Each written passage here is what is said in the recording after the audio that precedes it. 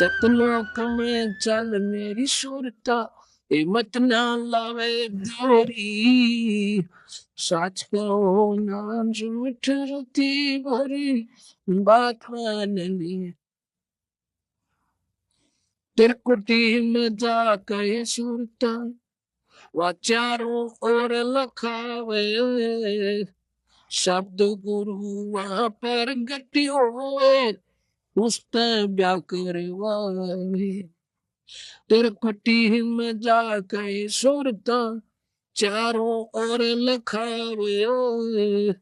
शब्द गुरु वहां पर गति होवे, उसते व्याकर वाले।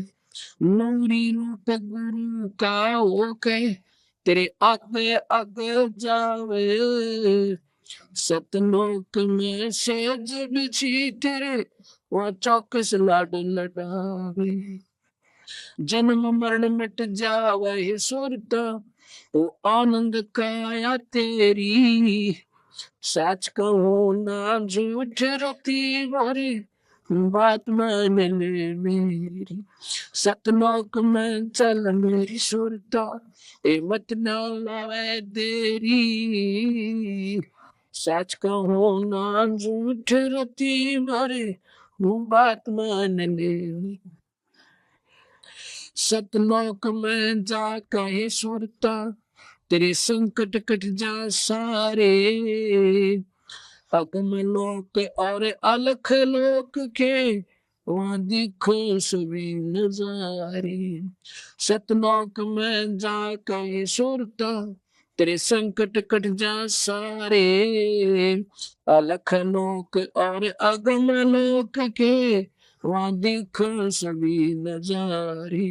लोक अनमी जावेगी वहां, कोना मिले चुबारे।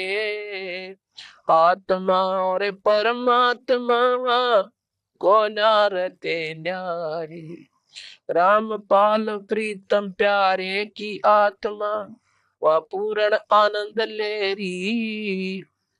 साच कहूं नाय झूठ रती भर, बात मान ले मेरी। सतलोक में चल मेरी सुरता, मत ना लावे देरी। सच कहूं नाय झूठ रती भरी, बात मान ले मेरी। सत सोए।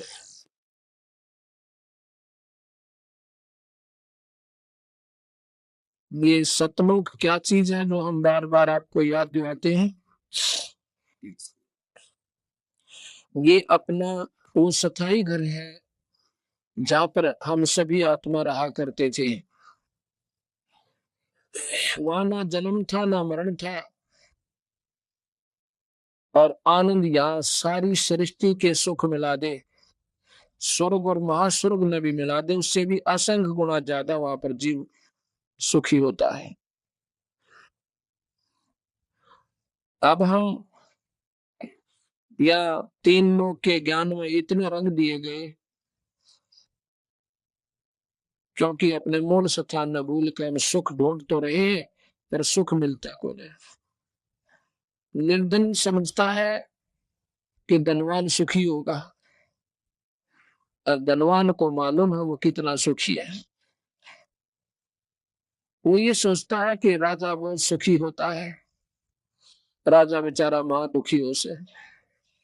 एक परिवार में 4-5 सदस्य हो, उसका मुखिया ही परेशान हो जाता है, और वो तो करोड़ों आत्माओं का नुमाइंदा होता है, उसमें सबकी चिंता होती है, तो वो सुखी नहीं होता, पर दिखता सुखी है। राजा सोचता है कि स्वर्ग में सुख होगा, पर स्वर्ग में भी सुख नहीं है। स्वर्ग के देवता सोचते हैं ब्रह्मा विष्णु ऐसे सुखी होंगे, ब्रह्मा विष्णु महेश महेश बेचारे महादुखी। ये काल इनके ऊपर एक ऐसा कंट्रोलर है, इनसे ना चाहते हुए इसे जन्म करवा दे, ये बेचारे सोच भी नहीं सकते। जैसे कृष्ण जी को नमक करवा कर और महाभारत बनवा दिया, लेकिन स्वयं काल बोल गया, और कृष्ण ज्ञान ज्ञान भी कोई नहीं हो के जुल्म करवा दिया।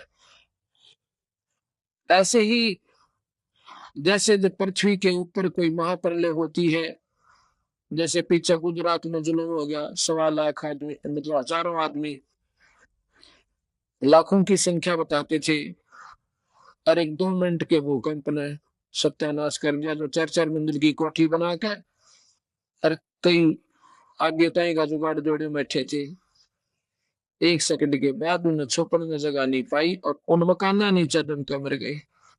जब ऐसा अनर्थ कहीं होता है तो ब्रह्मा विष्णु महेश के घर पर रसोई नहीं बनती, वो इतने दुखी हो जाते हैं, लेकिन इस काल का आज्ञा उनकी भी नहीं बसाती। हम सुखी होंगे सतलोक जाकर। एक भगत जी से मैंने काफी प्रार्थना की, भाई नाम ले ले सतलोक नो, ऐसा काफी देर सुनता रहा।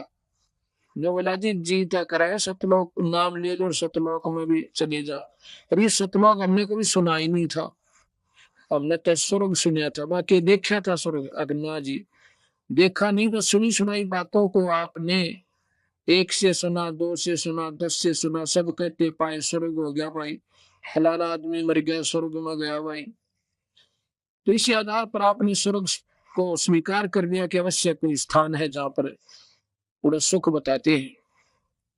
अक्षय जी ऐसे ही बात कहता, मैंने एक चिंता और होगी, नाम तो मैं ले लूं कि कहीं सतलोक का ज्ञान तो था ही नहीं, और कहीं ऐसा ना हो मैं सतलोक पहुंच जाऊंगा कोई भी ना पावे, जी ना लगे। हमारी ऐसी बुद्धि भ्रष्ट हो चुकी है। मैं बोला जी वहां के कोई कहीं ऐसा ना हो कोई भी ना मिला है और मैं एकला रह जाऊं, मैंने पूरा कोई बोलने बतलाने भी ना हो। मैं बोला भैया तो अपने मन की धारणाएं होती है, वहां पर तो इतने प्राणी हैं, यहाँ तो कुछ भी कोई ना उसकी 5% भी नहीं, यानी 1000 गुना 1000वां हिस्सा भी नहीं है इस सारे ब्रह्मांडों में जो वहां पर प्राणी और सुख सुख में रहते हैं। मगर मैं बोला भाई जी या तो कुत्ता बन गया, सूर बन गया, गधा बन गया, जब खेलेगा बोला जी आड़ते फिरते तो दिखे जाएंगे, जी लग गया रहेगा। और इतनी व्यक्ति गिरगी मारी कि या तो चाहे गधे बन जाओ फिर जी लग गया रहेगा। ऐसा क्यों है? क्योंकि हम परमात्मा से बहुत दूर हो चुके। काल ने इतना दबाव दे दिया बुद्धि पर, ना मेरा क्या प्रकार से हमारे ऊपर इतना खिंचाव दे रखा है। कहते हैं एक विद्वान पुरुष था और उसने अपने भविष्य का ज्ञान था। उन्होंने बोला मैं अपने पुत्रों को कि मैं ही मरूंगा, कब कि बस मेरे 5-7 दिन रह रहे भाई, और फिर मैं अपने गांव में फलाने चूड़े के घर पर, यानी बंगी के घर, और एक सूरी ब्याह होगी, उसका चेबड़ा बनूंगा बच्चा, और उसका ऐसा रंग होगा और उसके यार गल में पट्टा होगा सफेद सफेद सा। और भाई मुझे मोन लेकर मेरी गति करवा दियो, मैंने मार दियो ना, मैंने टट्टी खानी पड़ेगी। वो बोले ठीक सा पिताजी ने ये पीछा था, छुटवाए जाएंगे तेरा। ऐसा ही हुआ। जब वो कहते हैं वो बच्चा हुआ हुआ उस पर दे भाई, कहने लगी बच्चा हमने दे दिया भाई। और बोले तुम क्या करोगे भाई, तने की मतलब से अपने पैसे ले देता होता, अब ले लो। अभी तो हम जाएंगे भाई, पैसे कितने ले लिए।